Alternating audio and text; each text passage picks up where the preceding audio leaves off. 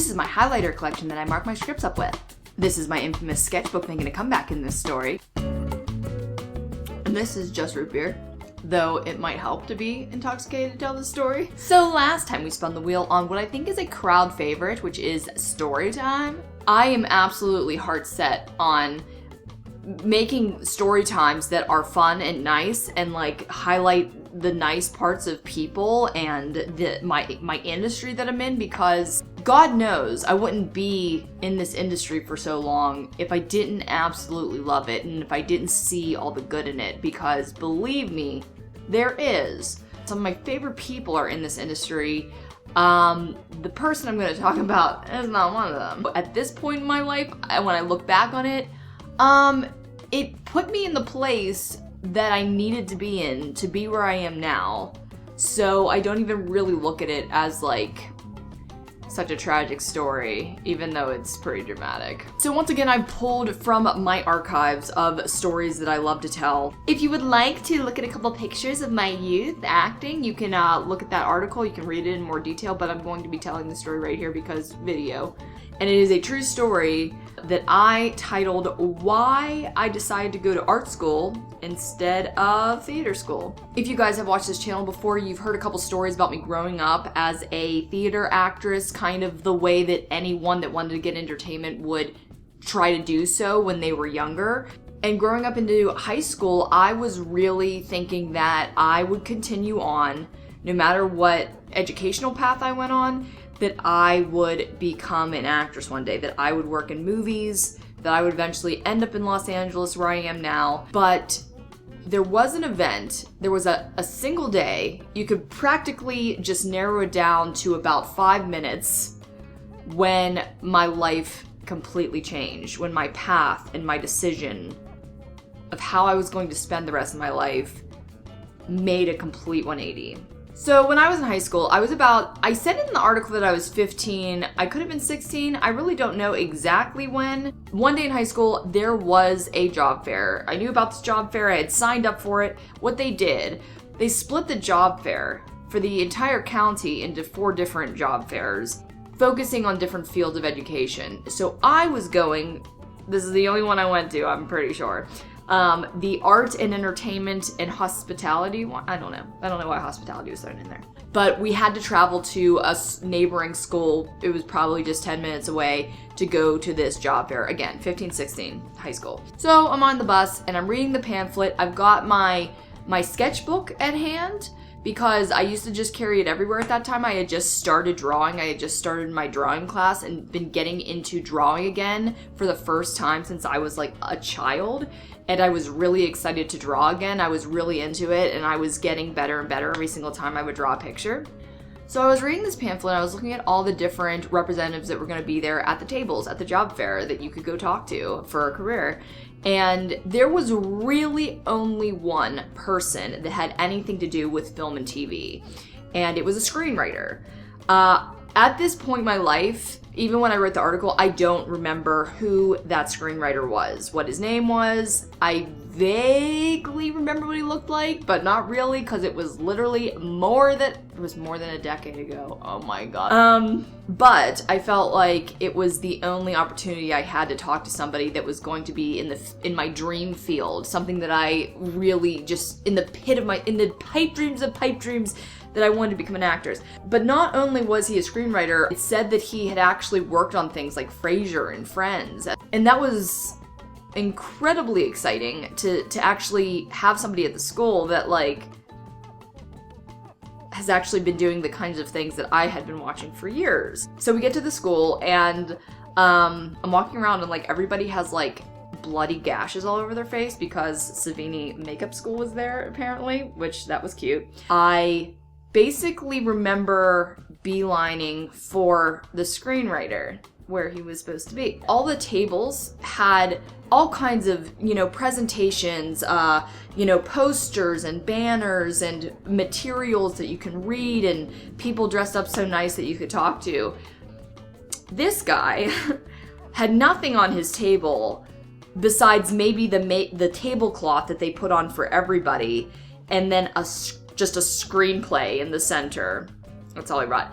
and he was kind of dressed really casually, it made me think that somebody from the school or the job fair organization asked this guy for a favor. They were friends with him, they knew him, and they begged him to come to this job fair to have this field represented, and he could give a shit whether he was there or not. That's who I wanted to talk to.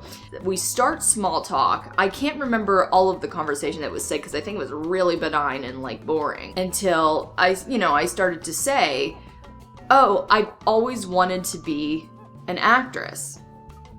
He looked at me very plainly, very straightforward, nonchalantly, and he goes, well, you gotta suck a lot of dick.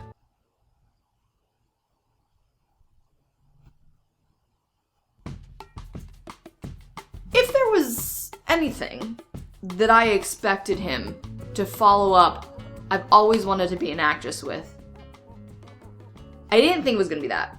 I responded, being in shock and not really knowing what to do.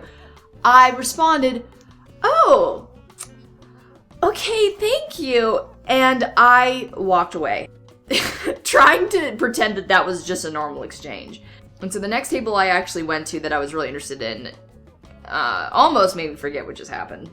How could anything make me forget what just happened? But it was the table of an artist called David M. Bowers. And when I came upon his table, I was basically looking at some of the most beautiful paintings I've ever been in the presence of in my entire life. He does Renaissance style oil paintings that have some kind of supernatural and fantastical element to them.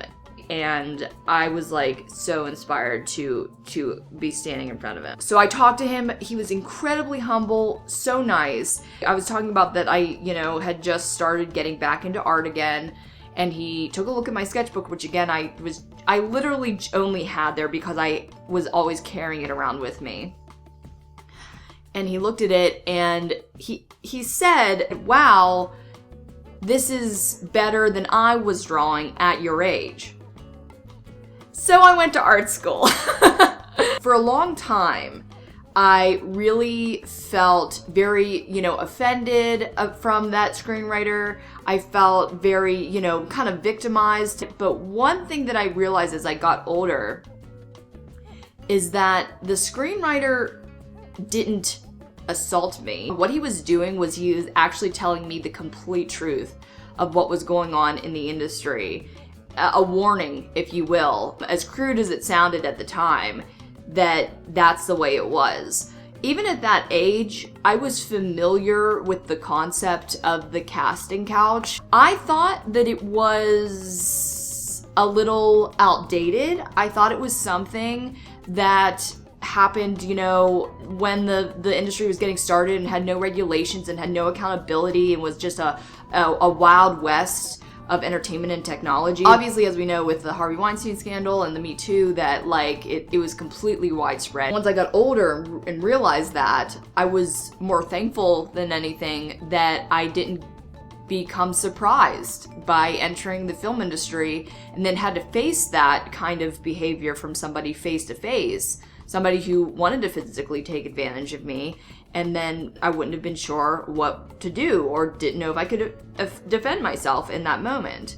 But at that moment, literally that day, I decided if that's how it goes, I'm not going to be part of that. It wasn't until Wrecked Radio and YouTube, the idea that I was actually able to produce my own content and was able to make money, was able to make a name for myself, was able to entertain people, was able to create a follower or fan base from my own dorm room, gave me all of the confidence in the world to go back into acting and go for my dream again. And then, of course, it wasn't until the actual Harvey Weinstein Me Too thing broke that I felt even more comfortable in the space of Los Angeles and Hollywood and the bigger industry, that we're not going to answer to people anymore asking us to degrade ourselves to have a job to be hired for a job. So I went to art school, and it was wonderful. Gave me a career that was going to be a little bit more stable no matter what happened in the entertainment industry, because as much as I am confident and hope that I'm good at what I do, anything could happen or nothing could happen. So the idea that I had a degree where I could be my own contractor and make my own money, no matter where I was and what I was doing, was incredibly helpful. And the entirety of how my path changed was exactly how it needed to happen in retrospect. I wouldn't have done it any other way, and even looking back, even knowing what I know now, because it was the way that it had to happen for me. Now it's time to spin the wheel! So guys, tell me in the comments, what did you think of my story? Do you have any stories similar to that? I'm not going to force you to put those in the comments, but if you want to relate, that's kind of what YouTube is for, a huge reason. If you like my story, even though it was a little depressing, give this a like, a thumbs up. Oh, it's happening. No, live. Okay. Okay, so, let's see. Okay, so, like I've told you guys before, I have a list of things and kind of an order of when I do land on these things. I have this, Word document of types of things I want to do. God, I can't believe this is happening already. The next video that I plan to do when it was going to land on live is kind of a big one. It's very exciting. It's really fun. It is going to reveal a lot about me that some of you might know, some of you might not, a lot of you probably don't. Monday, 5 p.m. PST, 8 p.m. EST. We're going to do a live show. Let's hope I don't screw this one up. I might even be doing a live over the weekend just to test out, because the first time that we did a live show, it was a mess because I didn't know how to work live function on YouTube. Figure out how to turn this off. Oh my god, I don't even know how. How did I get there? So, you might hang out with me this weekend too, very casually, like we would just gab and I'd be basically sitting there making sure that everything was working correctly. Oh gosh, I can't believe this is happening. Please mark it on your calendars. Monday, PST. You will learn, if I can get all my technology in order, what it's going to be about in just a couple days if you follow me on social media. So you have to follow me on social media. You can follow me on whatever one you like the best. You can follow me on Instagram. You can follow me on Facebook. You can follow me, is that all of them? Twitter, I guess. I'll put it on Twitter. The links are always down below in my description, because I'm going to announce in a little bit, and then you're gonna see if you want to participate or not. It's very participatory. For the bonus video this week, I'm going to tell a very nice story. I'm going to tell a good story about filmmaking, because God knows I've only had the really dramatic ones so far on this channel. As fun as they are, I'd also like to talk about the good things in my filmmaking industry, because there are lots of things.